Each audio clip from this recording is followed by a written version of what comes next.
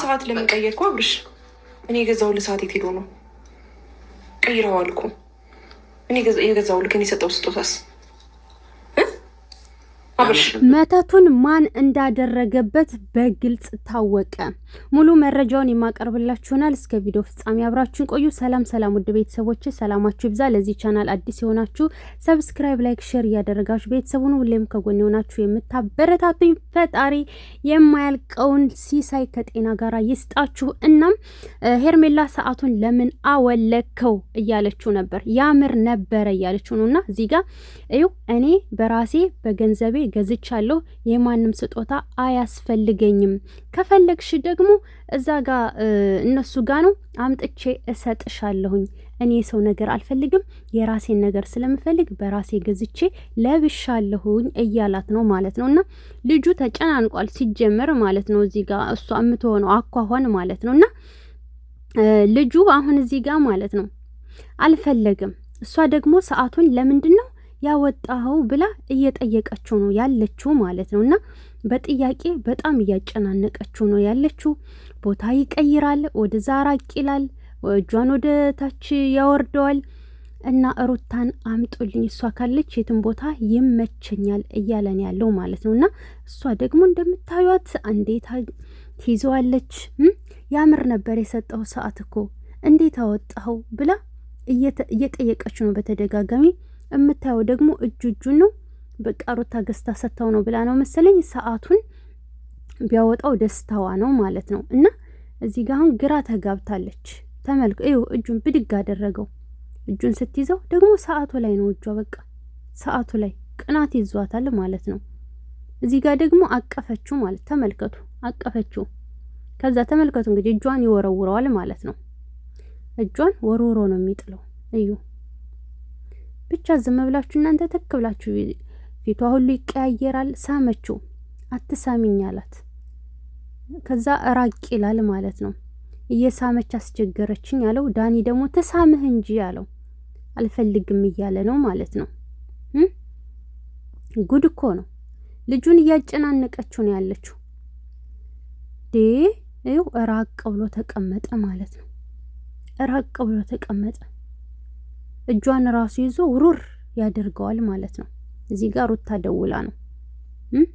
እዚህ ጋር አሁን ይኸው አቀፈችዋ። ተመልከቱ እዚህ ጋር ይኸው እጇን ይዞ ውሩር አደረጋት። እሺ ወደ ዋናው ሐሳቤ ልሄድ አሁን ማለት ነው። በነገራችን ላይ ልጁ ከዛ በፊት የሚያደርገውን ነገር አያውቅም ነበረ። ገባችሁ? አሁን ሩታ መተት አድርጋበት ነው እሷ ልታደርግበት አትችልም ያልኩበት ምክንያት እኔ አንድ ባንድ ልንገራችሁ ማለት ነው። ይሄ ልጅ ከዛ በፊት የሚያደርገው ነገር ብዙን ነገር ረስቶታል። ገባችሁ? ሄርሜላ ደግሞ ሰዓቱን ለምንድን ነው ያወለከው? ያምር ነበር እኮ ስጦታ አይደል? እንዴት አወጣኸው? የሌላውን ሰው ስጦታ አላወጣም እያልክ ነው። የኔን ስጦታ ለምንድን ነው ያወጣኸው እያለችው ነው። እሱ ደግሞ የማንም ስጦታ አያስፈልገኝም፣ የሚስቴን ብቻ ካልሆነ አላደርግም፣ እኔ ደግሞ ያንን አውጥቼ በራሴ በገንዘቤ ገዝቼ ለብሻለሁ ሰዓቴን እያለን ያለው ማለት ነው። እና ውሽሚት እንግዲህ ሄርሜላ ግራ እየተጋባሽ ነው። በጣም እንደዚህ ሀሳብ ውስጥ እየገባሽ ነው። ለምን ጠላኝ የሚለውን ነገር ስታስብ የገዛችለት ሰዓት የለም።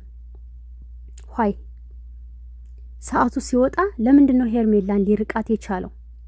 እሺ ሩታ አድርጋበት ነው ከተባለ፣ መተት አስደርጋበት ነው ወይም አድርጋበት ነው ከተባለ ሀብሉ ካንገቱ ላይ ወጥቷል። ካንገቱ ላይ ሲወጣው ለምን ወደ ራሱ አልተመለሰም?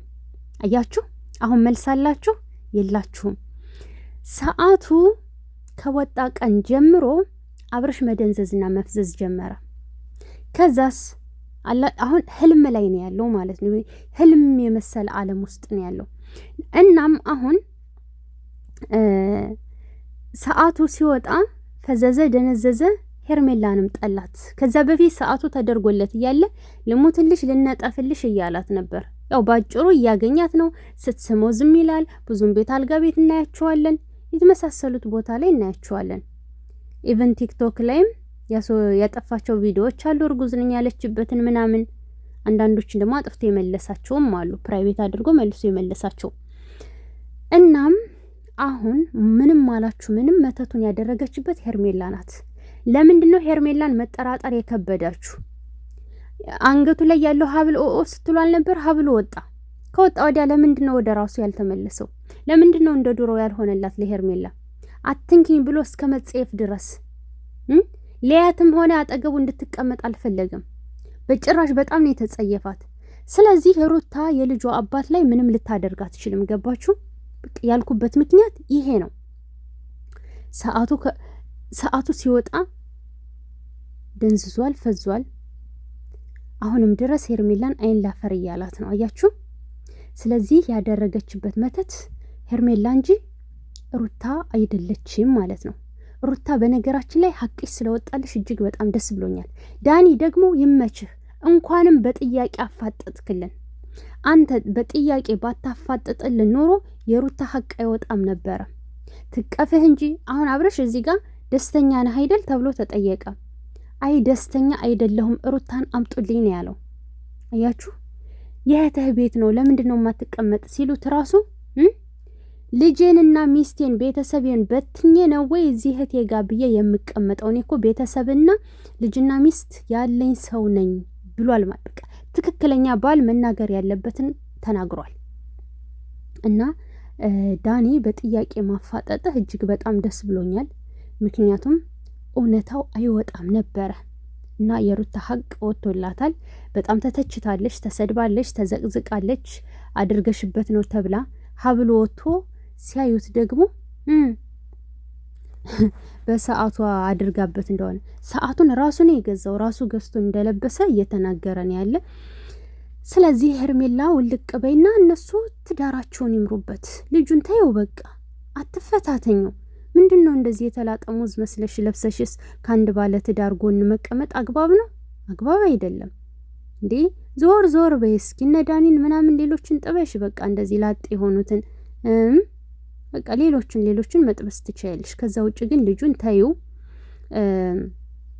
ህይወቱን ይምራበት። አሁን አንቺ እውነት ለሱ ብታስቢ ኑሮ በዚህ ሁኔታ ውስጥ ሆኖ ራሱ ለኔ ጊዜ ያስፈልገኛል፣ ጊዜ ስጠኝ፣ አጫውተኝ፣ ተንከባከበኝ አትይም ነበር። እሱን ነበር እንደው መንከባከብ ያለብሽ፣ እሱን ነበር ለሱ ጤንነት ነበር ማሰብ ያለብሽ። አንቺ ግን ስለ ራስሽ ነው እያሰብሽ ያለሽው። ይሄ ፈጽሞ የተሳሳተ ነው። ስለዚህ እነሱ ልጅ እና ባልና ሚስት ራሳቸውን ህይወት ይኖሩበት። ሩታ በስተመጨረሻም ከኤፍሬም ጋር ደርሳለች። ከዛ በኋላስ የእውነት አብርሽን ይዛው ትሄዳለች ወይስ አትሄድም? ምንስ ይፈጠራል የሚለውን ደግሞ በቀጣይ ቪዲዮ ጠብቁ። በስተመጨረሻም እዚህ ጋር እንግዲህ የሩታ አስተያየት እጅግ በጣም አስደንግጧቸው ነበረ። ቀጣይ ቪዲዮ ላይ አቀርብላችኋለሁኝ። ኤፋ እንደምታዩትና ሩታ ከቻሳ ብለዋል። ቀጣይ ጠብ ላይክ ማድረጋችሁን እንዳትረሱ።